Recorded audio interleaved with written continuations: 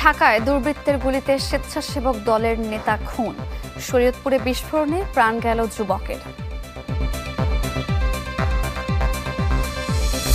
যোগসু নির্বাচনেও ছাত্র শিবিরের বাজিমাত, ভিপিজিএস সহ ২১ পদের ১৬টিতেই জয়।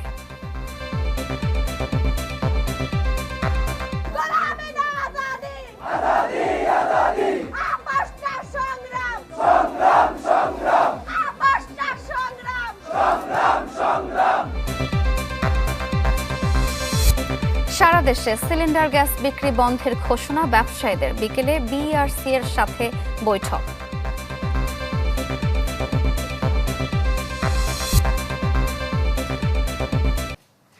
আমন্ত্রণ চ্যানেল 24 এর সকাল 10টার খবরে। শুনছিলেন সিলন ফ্যামিলি ব্লেন্ড শিরোনাম। আপনাদের সাথে আছি আমি সারিকা তাবাসসুম। ঢাকা মহানগর উত্তর স্বেচ্ছাসেবক দলের সাবেক সাধারণ সম্পাদক আজিজুর রহমান মুসাব্বিরকে গুলি করে হত্যা করেছে দুর্বৃত্তরা।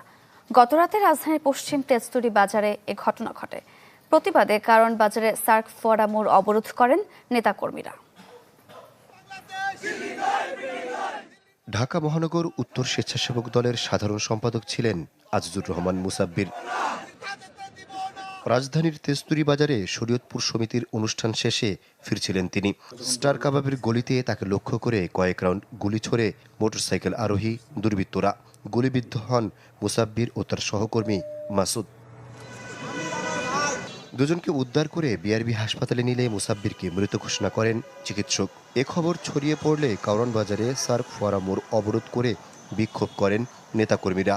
দেশি বিদেশি ষড়যন্ত্র আমাদের সহযোগিতা বিভিন্ন জায়গায় সামনে নির্বাচন রয়েছে, সেই নির্বাচনকে বানচাল করার জন্য এটি অপপ্রয়াস মনে করি আমরা। আজিজুর রহমান মুসাব্বিরের মতো নেতাদের সরিয়ে দিতে পারলে সেই পতিত ফ্যাসিস্টদের মনের ইচ্ছা পূরণ হবে এবং আমি মনে করি এটি একটি পূর্ব পরিকল্পিত হত্যাকাণ্ড।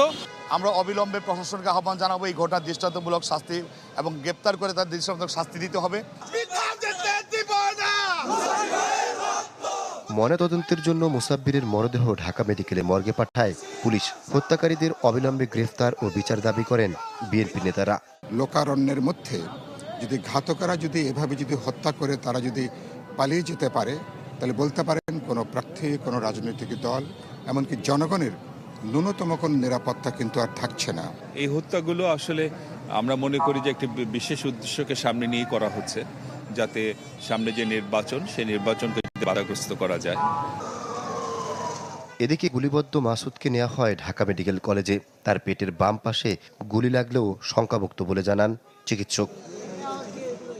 আহমেদ সোহাগ, চ্যানেল 24, ঢাকা। দর্শক, এই মুহূর্তে প্রধান নির্বাচন কমিশনার কথা বলছেন, আমরা সরাসরি চলে যাব সেখানে। ন্যায় বিচারই হবে ইনশাআল্লাহ আমাদের এখান থেকে। ধন্যবাদ আপনাদের।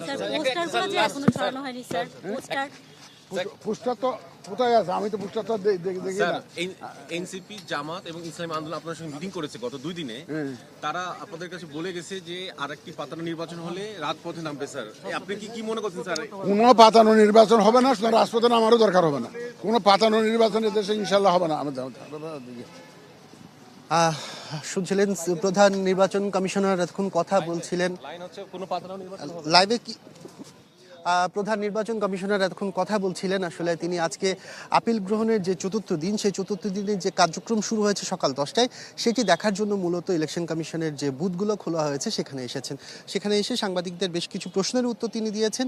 তিনি যেটি বলছেন, আসলে সবার সাথে ইনসাফ করা হবে, যারাই আবেদন করছে সবাইকে আইনের ভিত্তিতে যেই ধরনের যার যার যোগ্যতা থাকবে সেইটি কিন্তু বিবেচনা করে যখন আপিলগুলো শুনানি করা হবে, তখন কিন্তু সেই শুনানিতে যার আইনি ভিত্তিতে যতটুকু পাওয়ার, সে যদি মনোনয়ন ফেরত পায় অথবা কারো মনোনয়ন দেয়া হয়েছে সেটি যদি আইনের বাইরে হয়, তাহলে কিন্তু তার মনোনয়নও বাতিল করা হবে।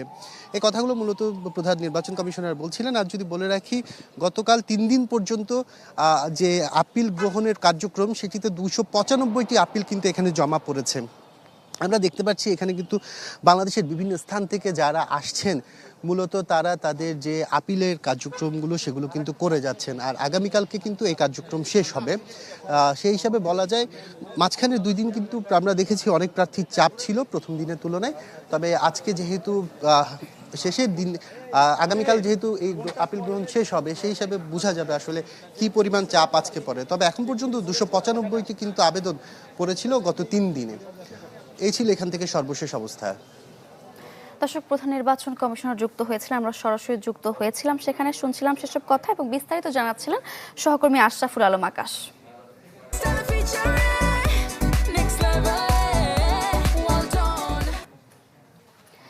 জাতীয় নির্বাচনের প্রার্থিতা ফিরে পেতে আপিলের চতুর্থ দিন আজ। আরও জানাতে রাজধানীর আগারগাঁওয়ের নির্বাচন ভবন থেকে আমাদের সঙ্গে যুক্ত হয়েছিলেন সহকর্মী আশরাফুল আলম আকাশ। আমরা জানছিলাম, চলে যাব পরবর্তী খবরে। শরীয়তপুরের জাজিরায় ককটেল বানাতে গিয়ে বিস্ফোরণে এক যুবক নিহত হয়েছেন। আমরা শিরোনামেও বলছিলাম, আমরা ঘটনার বিস্তারিত জানবো। আমাদের সঙ্গে যুক্ত হচ্ছেন সহকর্মী নুরুল আমিন রবিন। রবিন, নিহতের পরিবারের এখন কি অবস্থা এবং ককটেল বানাতে গিয়ে এরকম বিস্ফোরণ, পুলিশ কি বলছে? মূলত আজ ভোর সকালে ঘুম ভাঙে কিন্তু এই জাজিরার বিলাসপুর ইউনিয়নের মুলাইকান্দি গ্রামের মানুষের বোমের বিকট বিস্ফোরণে। আপনাকে যদি একটু দেখাই, এই মুহূর্তে যেই বাড়িটি টিনের বসতঘর, যেটি সাগর ব্যাপারীর বাড়ি, যেই বাড়িটি আপনারা স্ক্রিনে দেখতে পাচ্ছেন, এই বাড়িটি বিকট শব্দে বিস্ফোরিত হয় এবং এমনভাবে বিস্ফোরিত হয়েছে যে বাড়ির যেই চালা, টিন এবং যেই প্রাচীর ছিল সেগুলি কিন্তু গাছের উপরে উড়ে ঝুলে আছে এবং বিভিন্ন জায়গায় বিক্ষিপ্তভাবে ছড়িয়ে ছিটিয়ে রয়েছে। এবং পুলিশ যেটি ধারণা করছে যে এখানে অন্তত শতাধিক বোমের বিস্ফোরণ ঘটে থাকতে পারে। এবং এখানে এসে কিন্তু আমরা সেই বোম তৈরির যে সকল সরঞ্জাম, সেই ধরনের বেশ কিছু আলামতও পেয়েছি এবং সেগুলি এখানে রক্ষিত অবস্থায় ছিল এবং বোমা বানানোর একটি স্থান হিসাবে এটিকে দুর্বৃত্তরা ব্যবহার করতো, এমনটাই কিন্তু ধারণা করা হচ্ছে। তো প্রাথমিকভাবে যিনি মারা গিয়েছেন সোহান ব্যাপারী, 32 বছর বয়স ওনার, উনি ধারণা করা হচ্ছে যে উনি হয়তো বোমা বানাতে গিয়েই এখানে নিহত হয়ে থাকতে পারেন। তবে পুলিশ পুরো ঘটনাটি তদন্ত করছে। এই এলাকার নিরাপত্তার বৃদ্ধি করা হয়েছে, প্রচুর সংখ্যক পুলিশ এখানে মোতায়েন করা হয়েছে। আর নিহতের পরিবারের সাথে আমাদের কথা বলার সুযোগ হয়নি, কারণ তিনি মারা যাওয়ার পরে এখানে যেহেতু বোমের ঘটনা ঘটেছে, যার কারণে তার পরিবারের সবাই মোটামুটি এখান থেকে পালিয়েছে। তারা এখানে আমরা কাউকে খুঁজে পাইনি। আর নির্বাচনের আগে এই ধরনের ঘটনায় কিন্তু এলাকায় আতঙ্ক সৃষ্টি ধন্যবাদ আপনাকে। দর্শক, শরীয়তপুরের জাজিরায় ককটেল বিস্ফোরণের ঘটনা নিয়ে জানছিলাম। ডাকসু, জাকসুর পর এবার জোকসু নির্বাচনেও চমক দেখালো ছাত্র শিবির। ভিপি, জিএস ও এজিএস সহ 21 পদের 16টিতে জয় পেয়েছে শিবির সমর্থিত অদম্য জবিয়ান ঐক্য প্যানেলের প্রার্থীরা। 5টিতে বিজয়ী ছাত্রদল ও ছাত্র অধিকার পরিষদ সমর্থিত ঐক্যবদ্ধ নির্ভীক জবিয়ান প্যানেল। মোহাম্মদ রিয়াজুল ইসলাম, তিনি বিজয়ী হয়েছেন 5558। 32 ঘন্টার অপেক্ষা, কচ্ছপ গতির গণনা আর অনিশ্চয়তা কাটিয়ে অবশেষে জোকসু নির্বাচনের ফল ঘোষণা, যাতে জয়ের মুকুট অদম্য জবিয়ান ঐক্য প্যানেলের। আব্দুল আলিম আরিফ, তিনি বিজয়ী হয়েছেন। নির্বাচনে ভিপি, জিএস ও এজিএস সহ 21টি পদের 16টিতে জয় পেয়েছে শিবির প্যানেল। 5টিতে বিজয়ী ছাত্রদল সমর্থিত প্যানেলের প্রার্থীরা। যারা নিকটতম প্রতিদ্বন্দ্বী হয়েছেন তাদেরকেও অনেক বেশি অভিনন্দন জানাই। আনুষ্ঠানিক প্রতিক্রিয়ায় নবনির্বাচিত ভিপি রিয়াজুল ইসলাম বলেন, বিশ্ববিদ্যালয়ের শিক্ষার্থীরা যাকে যোগ্য মনে করেছে তাকেই ভোট দিয়েছেন। আমরা নির্বাচিত হয়েছি, সুতরাং আমরা ভিন্ন কিছু হয়ে যাইনি। আমরা যে সকল শিক্ষক মহোদয়ের ছাত্র ছিলাম, আমরা তাদের ছাত্র হিসেবে থাকতে চাই। আমরা যাদের বন্ধু ছিলাম, আমরা তাদের বন্ধু থাকব। যাদের ভাই ছিলাম, তাদের ভাই থাকব। যাদের ছোট ভাই, তাদের ছোট ভাই। যাদের বড় ভাই, তাদের বড় ভাই। আমরা যেই পরিচয় ছিলাম, এই পরিচয়ে একতাবদ্ধ হয়ে আমরা সামনের দিনে পথ চলতে চাই। বড়ের জয়কে কেবল ব্যক্তিগত সাফল্য মনে করছেন না নবনির্বাচিত জিএস, এজিএস ও অন্যরা। দিন শেষে আমরা যা বলবো সব জবিয়ানদের কথাই বলবো, জবিয়ানদের জন্য হয়ে কথা বলবো। আমরা শুধু বলবো না যে আমরা শুধু ছাত্র শিবির, আমরা সবার হয়ে কাজ করার চেষ্টা করব। শিক্ষার্থীদের জন্য, শিক্ষার্থীদের কল্যাণে যখন প্রয়োজন হয়েছে, শিক্ষার্থীদের পাশে দাঁড়িয়েছে। একটু স্থিতিশীল পরিবেশ রাখার জন্য সকলকে ঐক্যবদ্ধ রেখে তারা কাজ করেছে। এজন্যই শিক্ষার্থীরা সবচেয়ে ভরসার জায়গা হিসেবে ইসলামী ছাত্র শিবিরকে বেছে নিয়েছে। সাধারণ শিক্ষার্থীরা জানান, শিক্ষা বান্ধব কর্মসূচির কারণেই তাদের সমর্থন পেয়েছে শিবির প্যানেলের প্রার্থীরা। তাদের পূর্ববর্তী যে কাজগুলো রয়েছে এবং পরবর্তী যে অ্যাকশনগুলোর কথা তারা বলেছে, সেটি এনাফ কনভিন্সিং ছিল এবং মানুষ আসলে উপলব্ধি করেছে এই মানুষগুলো যদি নির্বাচিত হয় আজকে, তারা কাজ করবে। অন্যান্য প্যানেল যারা প্রার্থী ছিলেন, তারা অবশ্যই যোগ্য ছিলেন, কিন্তু হয়তোবা তাদের তুলনায় শিবিরের প্রার্থীদেরকে তাদের একটু বেশি যোগ্য মনে হয়েছে, দ্যাটস ওয়াই তারা ভোটটা দিয়েছে। যোগসু নির্বাচনের ফল ঘোষণার পর ক্যাম্পাসে আনন্দ মিছিল করেন ছাত্র শিবিরের নেতাকর্মীরা। আবির হোসেন, চ্যানেল 24, ঢাকা। একটা বিরতি নিচ্ছি, ফিরছে একটু পরেই, সাথেই থাকুন। বিরতির পর ফিরলাম সকাল 10টার খবরে। দর্শক, আজ থেকে এলপিজি সিলিন্ডার বিক্রির বন্ধের ঘোষণা দিয়েছে ব্যবসায়ীরা। আমরা জানবো বিস্তারিত। রাজবাড়ী থেকে আমাদের সঙ্গে যুক্ত হয়েছেন সহকর্মী সুমন বিশ্বাস। সুমন, ব্যবসায়ীদের ঘোষণার পর ক্রেতাদের প্রতিক্রিয়া আসলে কেমন? আচ্ছা সারিকা, প্রথমেই বলি, আমি বেশ কয়েকটি খুচরা ব্যবসায়ীর সাথে কথা বলেছি এবং তাদের দোকান ঘুরেছি। তারা যেটি বলছে যে তাদের কাছে ডিলাররা গ্যাস দিচ্ছে না, অর্থাৎ ডিলারদের কাছে গ্যাস চাইলে তারা সেটি দিচ্ছে না, ফলে দোকানে গ্যাস শূন্য, এজন্য তারা বিক্রি করছে না। কোনো খুচরা ব্যবসায়ী আসলে বলছে না যে তারা ধর্মঘট করেছে বা বন্ধ বিক্রি রেখেছে। তারা যেটি বলছে যে ডিলাররা গ্যাস সরবরাহ করছে না, এজন্য গ্যাস নেই, বিক্রি নেই।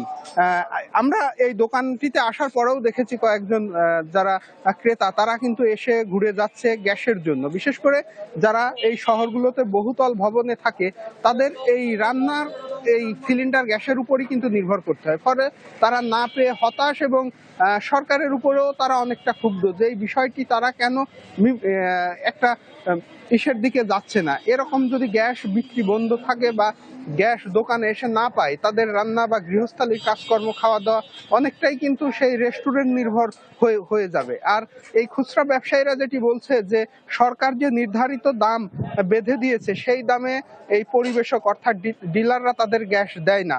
অনেক ব্যবসায়ীও কিন্তু বলছে যে তাদের কাছে গ্যাস চাইলে বা গ্যাসের জন্য গেলে পরে তারা সরাসরি বলে দেয় যে গ্যাস নেই, এজন্যই গ্যাসের সরবরাহ না থাকায় তারা বিক্রি করছে না। মূলত এই ছিল সিলিন্ডার গ্যাস বিক্রির খবর। রাজবাড়ী থেকে সারিকা।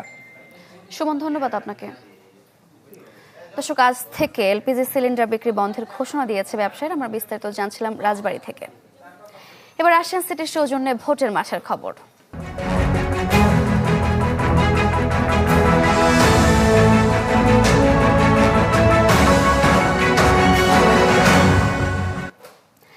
মনোনয়নপত্র বাতিল ও গ্রহণের বিরুদ্ধে আপিলের চতুর্থ দিন আজ সকালে রাজধানীর আগারগাঁওয়ে নির্বাচন ভবনের সাংবাদিকদের সাথে কথা বলেন সিইসি এএমএম নাসির উদ্দিন।